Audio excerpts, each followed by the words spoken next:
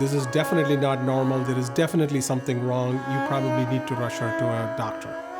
The emergency doctor asked me, what's wrong with you? I said, I don't know what's wrong with me. He started asking her different types of questions. I don't know why I did not ask, why am I here? I had my 2 little children with me, one crying. They said, you have to admit her to the hospital today. This was not somebody getting into a car accident or breaking a hand or something like that. Why do I need to admit this person?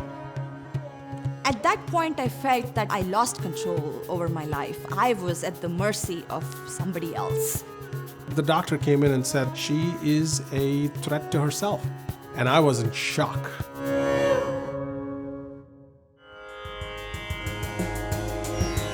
I was raised in a city called Bangalore. It is in the south of India. We lived in a very nice, pretty house that my grandfather built about 70 years ago. The house is still going strong, and my parents still live there. I grew up there. My grandfather was a mathematician. My father is a nuclear scientist. So there was so much pressure on me, to achieve something academically and be something, create a mark for myself. I got my undergrad degree majoring in microbiology and other basic life sciences back in Bangalore, and also got my first master's in genetics back in 2003. My mother is a very sweet person. She is the pillar of my life. My father, when I was, of course, a very little child, maybe up till like 7-8 years, so he was very affectionate and loving towards me. But that, eventually when I was in middle school and high school, it changed. His attitude towards me changed. For some reason, he would always talk about books, studies, education, school. And I took things at my own pace, and I was not too interested in physics, chemistry, and math. I felt that those subjects were not my cup of tea. The only subject that I loved was biology, and I always scored very high in biology. My father, he always compared me to my neighbors, who were probably, in their medical college or something. And I don't know, I didn't like being compared to them. My father was not realizing that what he was feeding me, you have to study, you have to do this, was getting amplified in my head. Oh my God, what, do I have to get a Nobel Prize? Those were the kind of things that were going on in my head. We lived with our grandparents. They were aging and we took care of them. My grandmother was a very dominant person in the family. She was the oldest. She was very organized, meticulous, and an authoritative person in the family. We had to kind of heed to her policies or rules, her kitchen and things like that. She was the queen of the kitchen. So that attitude in her caused a few ripples in my life. When I was just 13, I got my first periods. My grandmother had very weird rules, like when a lady was going through her period cycles, she had to be isolated. How there are cases in the hospital that are isolated when there are serious infections or something. So she would isolate my mom or I, in some room, and then we used to have our own blankets and pillows for those 3-4 days when you're menstruating.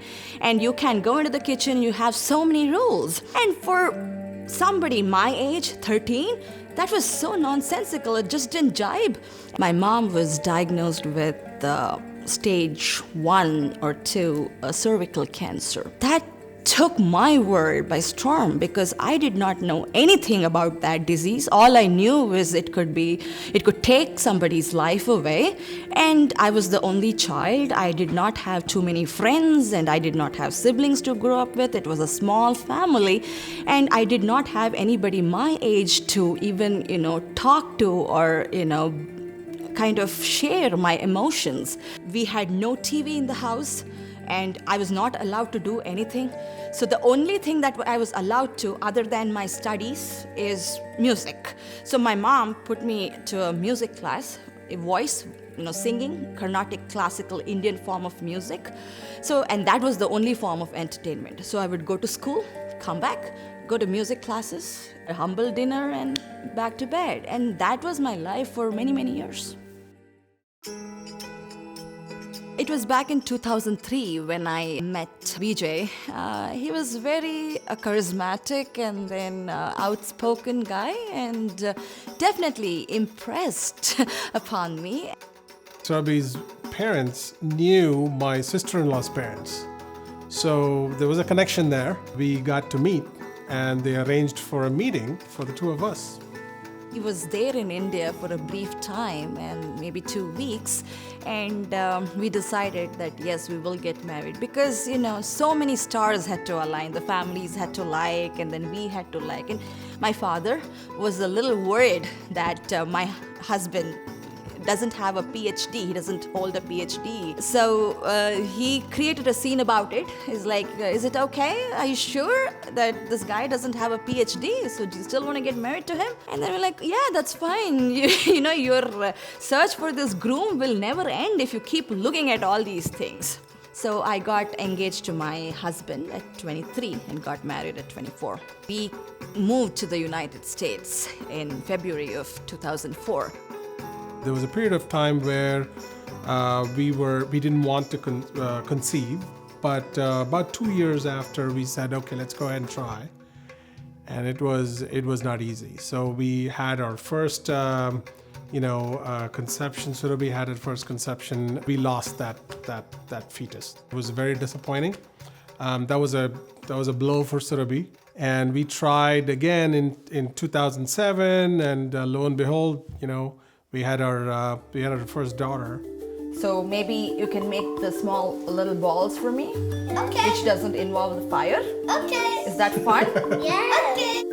And how do they look, guys? They look really Professional?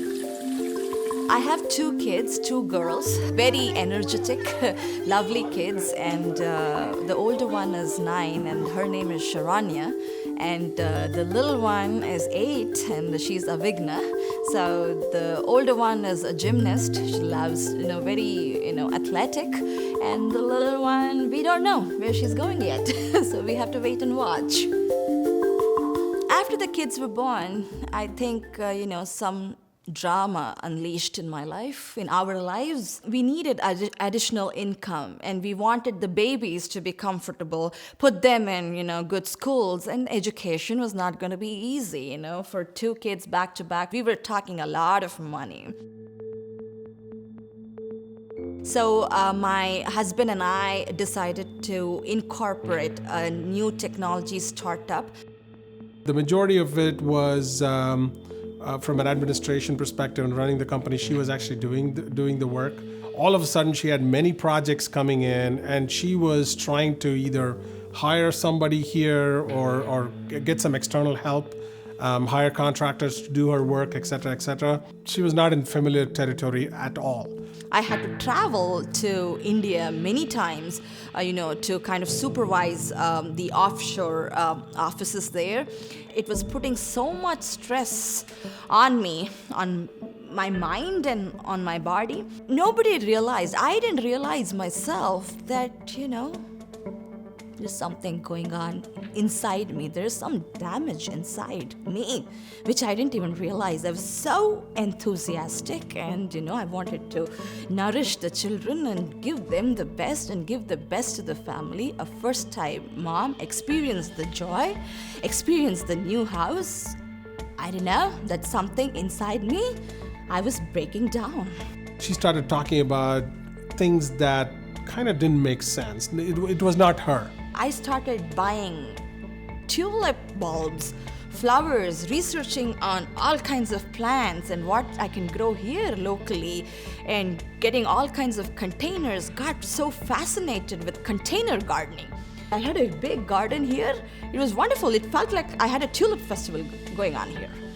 So that, I don't know where it came from. It was not in me. Music I understand because I always sang. And also I had some, I was postulating some theories about cancer. For some reason, my mother's cancer episode years ago, I studied cancer biology extensively. So now I had so many variables in my life. So the babies and the company, husband, house, container gardening, my theories on cancer. I was a mess. There's no way a human can handle all these things. So it got to a point where, my husband thought that I needed some help. I called her uncle and I called her mother and I said, is this normal? I mean, do you feel like this is normal? Both of them said, no, this is not. She didn't think that she had any problems at all. She didn't think she had an issue. In fact, she was fighting and she said, you guys are all telling me I had some problem, but I don't think I have any problems. Obviously, everyone agreed that no, this is definitely not normal. This is definitely not the Surabhi we know. There is definitely something wrong. You probably need to rush her to a doctor. And with that day being 4th of July, I had no other choice but to go to an ER where there was immediate attention. We had to go through some screening before with the nurse. And then the emergency doctor that was on duty came and asked me, what's wrong with you? I said, I don't know what's wrong with me. You tell me what's wrong with me. And then nobody knew. I explained things, and this is what I'm feeling, this is what I'm thinking. And then a psychiatrist came, and then he kind of changed my life, flipped my life.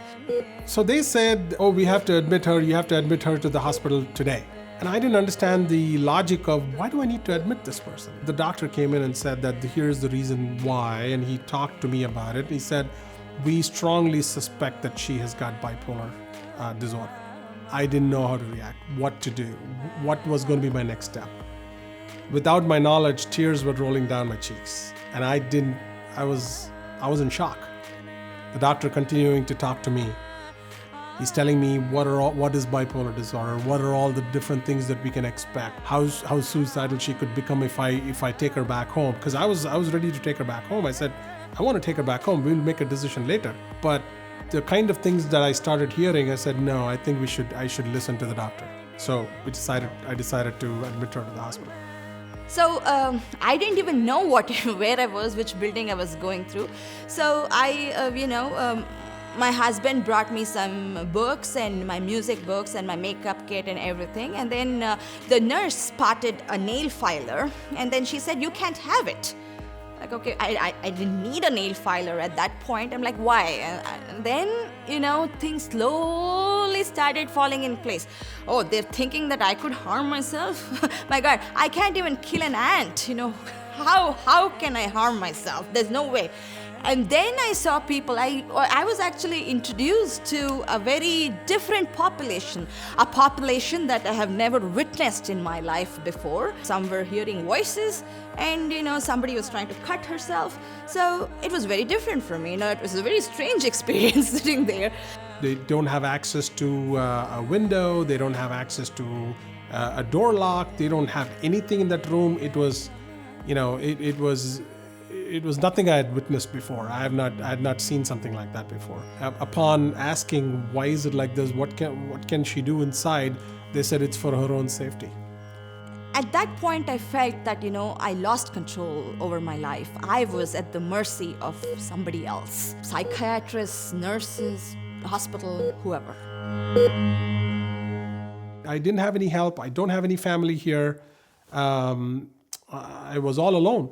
I was this close to making a decision to say, okay, let's just drop everything, sell the house, close shop, go back to India, and then start living over there with all the support, the family support that I would have otherwise had. Thought long and hard about it.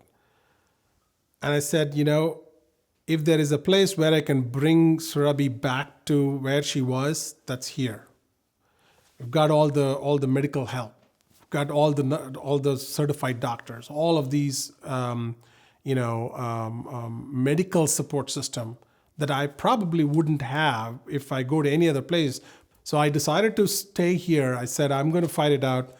I'm going to bring Surabhi back to who she was before. I was in the hospital for about 7 days. I was very excited that, I was getting discharged from the hospital, and the doctor there was kind of reluctant. He was like, are you sure you want to go home? Like, yeah, why? I want to. What's wrong with me? Why are you keeping me here? And then, after, a little bit of convincing, he said, okay. At the hospital, I was prescribed antipsychotics and also mood stabilizers. So I had to take both these medications. In the beginning, didn't feel comfortable at all. I didn't want to take those because of all the side effects that they were, saying on the literature. I would flush all the medications down the drain, and then I didn't want to take it. For me to get used to these meds and accept the diagnosis or whatever it is, it took a lot of time. For me, side effects like losing a lot of hair. There would be days where I would, in my bathroom, count every single strand of hair. Said, oh my God, this is more than 80. This is more than normal. She started talking about what if, as a girl, what if I become bald? What if I become like me? I mean, she's like, I'm a girl, I can't afford to do that. She would start crying. The side effects of those drugs, whether it helped her or not, it made her more sad with everything that was happening. When you're on antipsychotics, your world is very kind of artificial. You don't know what is happening. You are not you. You are driven by those meds. So you are, a slave to those meds. You're sleeping, you're falling asleep, but it's because of the effect of the meds. And you're eating because the meds are making you hungry. So you have completely lost the you in you. So it's more the meds. The meds are driving you. When I was on these meds, my sugar craving was like crazy, even worse than what it was during my pregnancy. I was like binging on sugar, ice creams, and all kinds of desserts. I used to have candies everywhere in my bags, and I always loved Indian desserts. There's one dessert called gulab jamuns that I really relish making and eating, and my older daughter also loves it. I will starve, if I don't get that sugar, something very bad is gonna happen to me. My mind was controlling me so much, if I would always feel that I need to replenish, I need to refuel myself, consume that much sugar, in order to keep going. I did not know that she was eating at nights. So she would wake up, open the fridge, and go at it. I did not know this until we saw her triglycerides levels show up, and it was at 450 or even above that when the normal was less than 150 milligrams. My weight before I went on the meds I was at 125 pounds, and it took me to 190. I was on the antipsychotics for almost 4 years, and the side effects were destroying me. It was during the holiday season of the year 2015. I was weaned off of the last antipsychotic. I was stable till that point, but when I went to almost zero, my symptoms started coming back. My sugar craving had not completely gone. I wanted to feel well. I was trying from inside. I was trying that I want to feel well, but I exactly didn't know what I had to do. I'm a very sensitive person. When did I turn into this binge eater and a glutton and always craving for sweets and becoming a slave to a dessert? The craving inside me demanded that I go eat gulab jamuns. When that was happening, I just got up. I thought, I'll get myself a serving. Oh, well, not one serving, 2, 3, 4, 5. I don't know how many servings I was going to get. But I sat back, with a thud. Something inside me told me, hey, are you really nuts? Do you want to go eat those, gulab jamuns? Is it worth it? Is that sugar, it's killing you? Your lab work is just out. It's at, your triglycerides level is at 436. Do you really think, does it make sense? You are educated, knowledgeable. Do you think going and eating that now is a good idea? Something inside me, prompted that. You want to devastate your whole health. And what is it that you're trying to do? Are you a slave to that food? Stop it. Stop it right there. Sit back down and do not eat it. Don't shove it inside. And I did not eat. And that day was my first attempt towards the journey to recovery.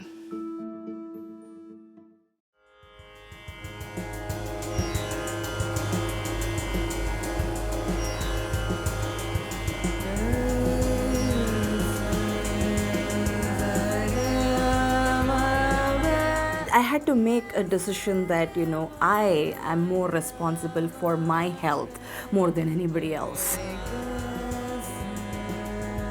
My kids need me, they're very little. My husband needs me. I had to be there, and then I have to stay healthy. I had to make lifestyle changes. I decided that I had to take charge of my health. I was eating way more than what I was supposed to. I had to stop that. That was the first step. And I also had to find a way to deal with my stress. That was point number 2. And then I had to also watch my hormonal health. Being a woman, that was very important for me. So this was like a triage program for me, the sugar, stress, and hormone. I did that and got my lab work reevaluated, and everything came out normal. So that was encouraging, and at least I knew that I was headed toward the right direction. You need to understand the resources that you have, make meaningful relationships, spend time on people and, resources that, will engage you in a very positive way, So you are not going in the negative spiral more and more. Resources come at very different levels. So there are doctors, but doctors have limited time. So, and then if you want deeper, discussions, so then peers, great option. So I didn't know that myself, but after having gone through the peer counseling program myself, it's a great avenue. If you go sit with a peer who has actually gone through this journey before, like Surabhi or folks that are certified, that makes a big difference. They can actually relate to you and give you positive feedback or any kind of feedback for you to start your recovery journey. I had to find people that could comment about my physical health and also about my mental health. Come up with this new combination of how we can fuse the mental health experts with the physical health coaches. The goal of this whole project that I'm doing is I want to make the lives of all these people that are suffering. I want to make their lives a little better and encourage them to live and motivate them to be strong-willed and positive. How can we help? Good communication all the time. I mean, it's working on communication amongst people, because we rush around and we don't take time to slow down and talk to each other. I think it starts there, and then education, across the board education. Mental health education needs to be more consistently, because it's often treated like a dirty little secret in society, and it can't be kept like that. It's not going to work that way anymore. Yeah, that has to go away. We have to be approachable in dealing with it, because if you come to someone and you're like, oh, what's wrong? That's not really helping the situation. It's going to make me panic. Tell me what's going on. You seem like you've been having challenges. I mean, it's about being human beings and kind to each other and empathetic toward our experiences rather than panicked about them. And I think the key to that is having a support system around you, people that know you, who will recognize when there's a shift in that pattern versus it's an off day. And so the more isolated people are, it makes it challenging to recognize those signs and to get help versus when you have people who know you. Right. That thing that, okay, I'm not alone. That itself, that reinforcement that, okay, I'm not alone, itself is so kind of relieving, to the... It opens the door. Exactly. I really encourage people that they talk, be open about it, and there are many people out there. Be open about it. Get knowledge. Education. Education. We do have to consider both mind and body. The way that we think about things, the way we feel about things does affect what happens in our body, and it influences our behaviors as well, and vice versa. They're all interconnected, and acknowledging that, understanding that they're interrelated, it empowers people to make choices, to intentionally shift their thoughts or intentionally change their behaviors, and in turn, it affects the other areas as well. Things that that really do help are just like a lot of just putting a foot on the floor. If it's a really bad day, just like say, okay, I'm gonna put a foot on the floor, I'm gonna go take a shower, I'm gonna do this, and just have a regimen. To me, that helps more than anything, is just, because that way when something goes bad, I've got something to fall back onto, like do this. Leela, when I met you, you spoke a lot about positivity and the effect of positivity on one's health. So would you be able to elaborate a little bit about positivity and how people can benefit by just staying positive? Positive psychology actually looks at what helps people be well, as opposed to what people experience being ill. And so having a positive approach helps you scan for what's possible as opposed to what pulls you down. It does take effort, right? And so part of the battle is just noticing. So noticing what pulls you down. The other thing is too, sort of setting yourself up for success. And what we know is when people are trying to make change, for instance, if you set a big goal and you don't succeed, then you fail. And that just pulls you down. It sort of sucks in more negativity. So setting up goals, setting up things that are approachable, and that where you have a high confidence of success, helps build more positivity and greater success and greater self-efficacy. In other words, start out with the molehill, not the mountain. Exactly, yes. Start out more small. Achievable and realistic goals. Exactly. Hey Melanie, you spoke about mindfulness when you were coaching me at Emory. So it really helped me because people often confuse with mindfulness and meditation. Mindfulness really is at the core of where most people want to be when it comes to living with intention, living with meaning and purpose. Mm-hmm. Meditation is a specific practice. Mm-hmm. Mindfulness is really more about noticing, being in the present moment, and that can be done in any activity that you do in your life, whether it's eating a meal, going for a walk, reading a book, being able to really experience the moment and whatever that brings. That's really what is at the core of that. And for most people, that's where they do want to be, because they realize that when they're in the present moment, they're fully experiencing life. I've lived with bipolar for 20, 30 years, something like that. I lost track. So I've been able to notice when, I'm starting to go down that spiral of just negativity. So I guess for me, being mindful would definitely kind of just checking in with myself, making sure that I can try and be as present as possible. So, Sam, do you experience similar things?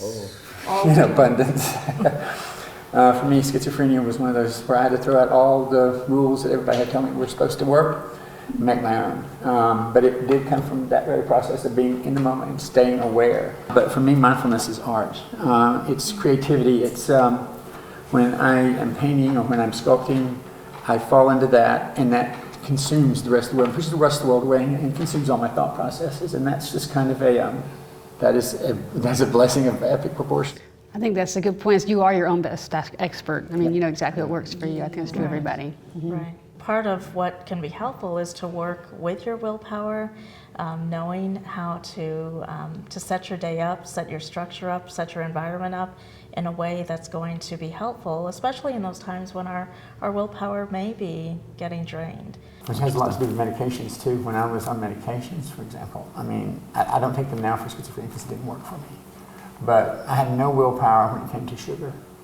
It would swallow me up. The desire for sugar would swallow me whole. I've written to 365 pounds. And I weighed Say that one more time, Sam. I ballooned up to 365 pounds. 365 pounds, I was at 190. So, and it's a horrible feeling. It attacks your self-esteem so powerfully. I know. You become a slave to that sugar. Now, and yes. But the thing is, there's good news. You can get out of the antipsychotics. It is possible. Willpower. So when that switches, that you are no longer a slave to the sugar. So sugar is your slave. When that make it your friend, but not exactly. A lot of times, the first thing you've always got to realize is no state of mind is going to last forever. In the midst of whatever your situation is, if it's not good, don't panic. That's the first thing you don't do, is don't panic, and practicing that is key. But beyond that, life is still a beautiful thing. And I mean, everything that's happened to me up to now has been of use to me. I mean, sometimes I didn't have that perspective, but now I do. All of life is about a perspective, and it's about having the right one and choosing to see the positive, like you say, and understanding that your mind and body are connected, and finding the joy of music or finding the joy of whatever your art may be, and everyone has one. Music was a great avenue. So I can get as creative as I can with all the tunes. So what I did was I took my weakness, I took it to my advantage.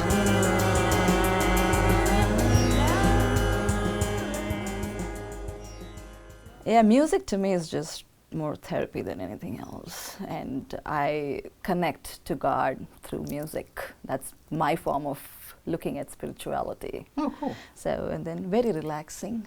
When do you practice music? Every day. Definitely sort of calms whatever, racing thoughts or just mania, like especially if I'm really Hypomanic. If I can't get the brain to shut up, or I'm just yap.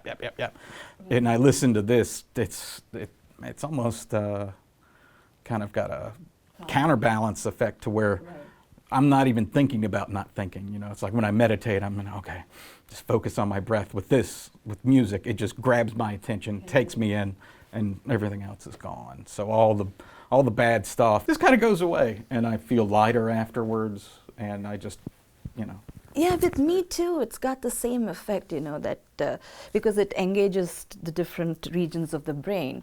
So I get better focus. The kind of music that I practice, the South Indian Carnatic form, it works different faculties of your brain, like analytical, logical. You can get extremely logical with this music. You can get extremely creative with this music.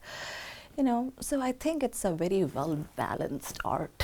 There is a lot of opportunity for people to benefit out of this because, you can convey all kinds of emotions through this form of music, sad to happy to. I would really love to spread this, and for a lot of people to benefit. Maybe perform something for people to listen to what it even sounds like. I want to try doing that, so do you want to join hands? Yeah, why don't we just make some music that everybody can enjoy, right? Yeah. So I will try to sing something that my teacher taught me. It was one of my favorite tunes. Okay. So we'll see how it goes. Yeah. I'll try. Sounds good.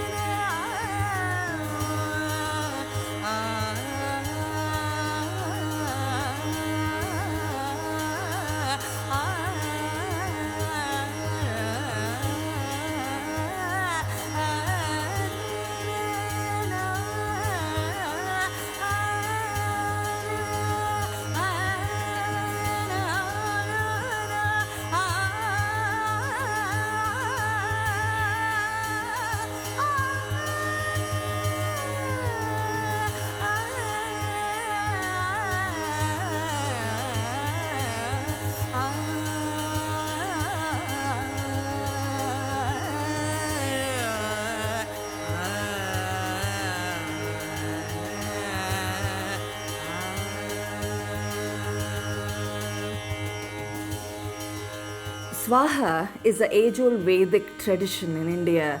There is a fire and then people put offerings in there and the fire just takes everything that is offered. I came up with SWAHA because a woman, she goes through so much in her life, but she takes everything and just like that fire that burns strong, takes everything that is thrown at it, it burns even much more fierce. And also a SWAHA is something that you cannot say with a single inhale or an exhale. This has to be a cycle of inhaling and exhaling.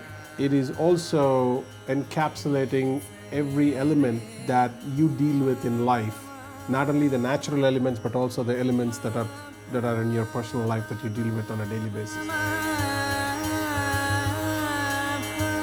Right now in my life, my day starts with the girls. Their bead artwork reminds me of them. And the camera is my father, and the Saraswati, the idol, the goddess of knowledge, the veena. My mother plays on that instrument, so that reminds me of my mother. The necklace that I wear reminds me of the representation of symbolic of marriage. And then my music, my world revolves around all these things, all these people.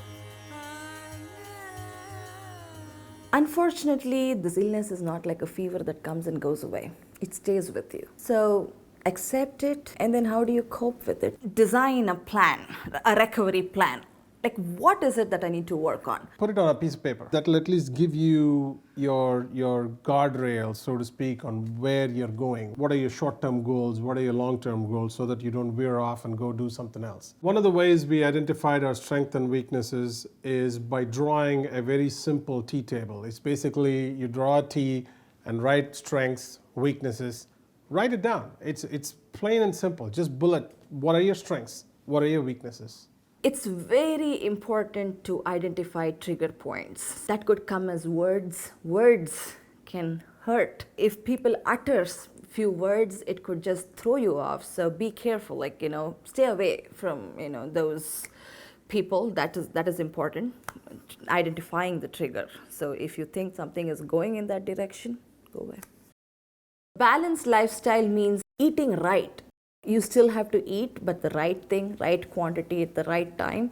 So respecting food is very important. Nutrition is key. Yeah. I mean, one thing that Yeah. we Food is found very out important. from our experience is how well do you eat. What I have found is, it made a huge difference in her life.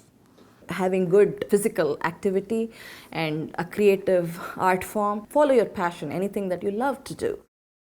Having all these structured elements in your everyday routine helps, and then of course rewarding yourself like a family vacation if you've achieved something very pleasant. It's really important as a part of the plan to not only identify those short-term goals, but also find a way to achieve them and reward yourself along the way.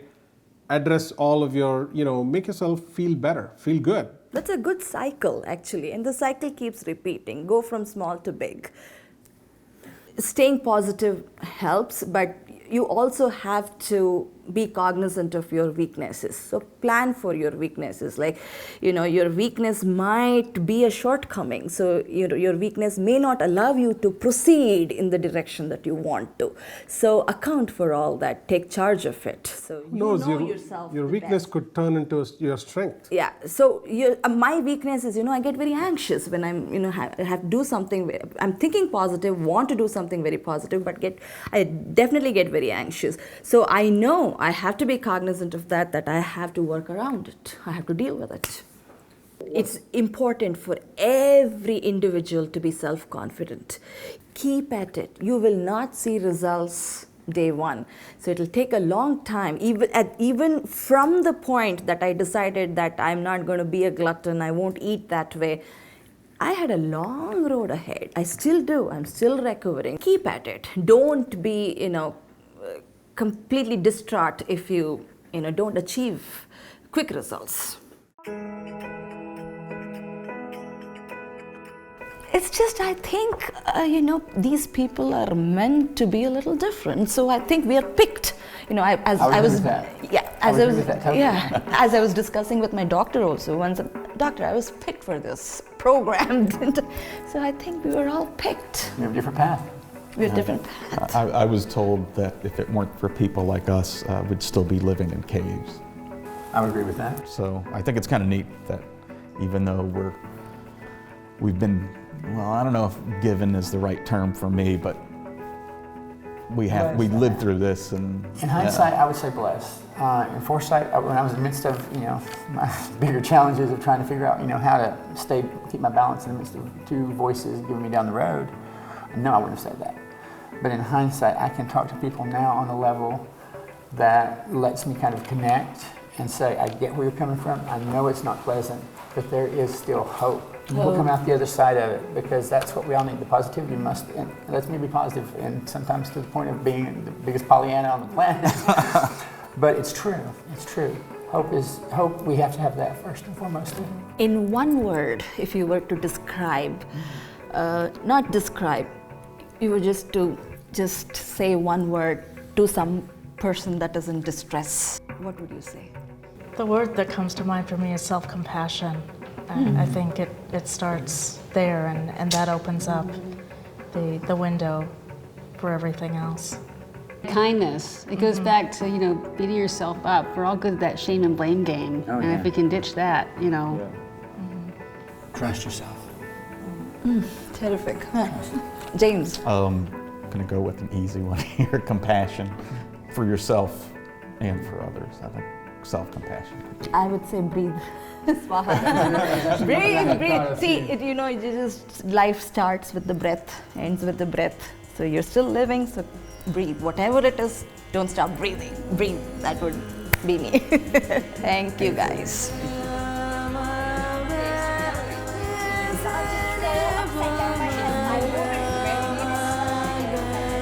How many do you want? I will take 15. 50, 50? 15! You take 15? So if you guys eat 15 each, what do we get? We're left with nothing. No, you guys, you get 5, you get 5. How is it? Yummy, yummy, yummy, yummy, yummy. I can't believe I'm feeding her the thing that I asked her me. not to eat and destroyed her life. But now she's back. Welcome back.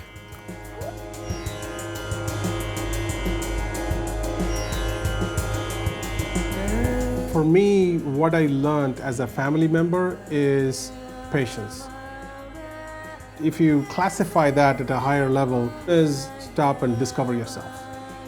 Take a step back, look at what you're doing, discover yourself. Go back and look at what you've been doing. Take charge of your life. Now is the time, is the turning point for you. Recovery is not a destination, it's a journey. So keep at it. In your mind, if you think that you can do it, nobody can stop you.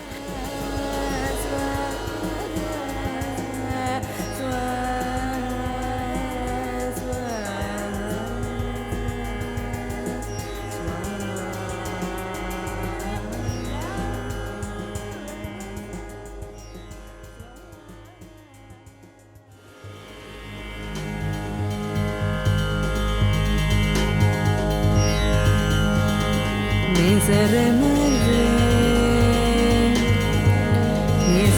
ma re za ne za re ma ba ma re za ne za re za ne